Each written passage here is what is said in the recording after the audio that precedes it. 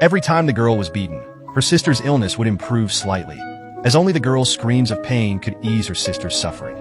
Even her sister's wounds would heal instantly, because she was a blessed star sent from the heavens and the consort of the crown prince. In contrast, the girl was a cursed star, born alongside the blessed one. She grew up under her father's torture, using her own suffering to heal her sister's body. Until, on her 18th birthday, her sister's illness was finally cured. She thought she would finally be free, but she never expected her sister to try to kill her.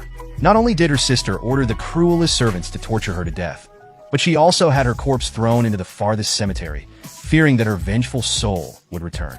But just as the servants were about to leave, thick columns of white smoke suddenly rose, and in the next instant a nine-tailed fox appeared, pulling the girl's soul from her body.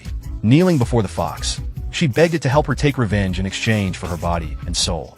After 18 years of suffering, worse than death itself, she no longer wished to live as a human. Seeing her determination, the fox granted her a secret spell to help her be reborn. When the girl opened her eyes again, she found herself 7 days before her 18th birthday. After yet another beating, her sister, pretending to be kind, told her that once she turned 18, she would be set free. But remembering what was truly going to happen, she no longer believed her. This time, she would use those 7 days to change her fate. That night, the girl used the spell the fox had given her, healing the scars on her face and body.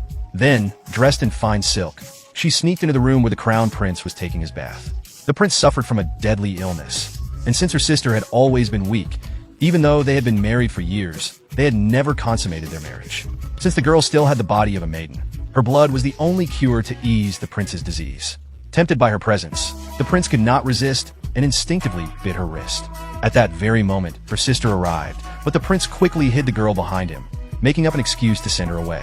Once everyone had left, the prince immediately grabbed the girl by the neck, warning her that he only had love in his heart for her sister. After punishing her, he left the bath, unaware that after tasting the girl's blood, he would never be able to forget her. That night, while her sister slept soundly, the girl returned to the palace, shamelessly offering herself again to heal the prince. Then, using the fox's spell, she vanished without a trace. This dreamlike and surreal experience only pushed the prince deeper into his desire.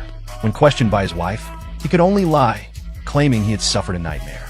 However, the next morning, the servants found a handkerchief belonging to the girl in the prince's bath. Upon hearing this, her sister flew into a rage and threatened to beat the girl to death. But to her shock, the girl, who had always been weak, suddenly picked up a sharp piece of broken ceramic and coldly asked, "If you fall ill right now and I suddenly die, how will you heal yourself?" With those words, she slowly began sliding the sharp ceramic against her own hand.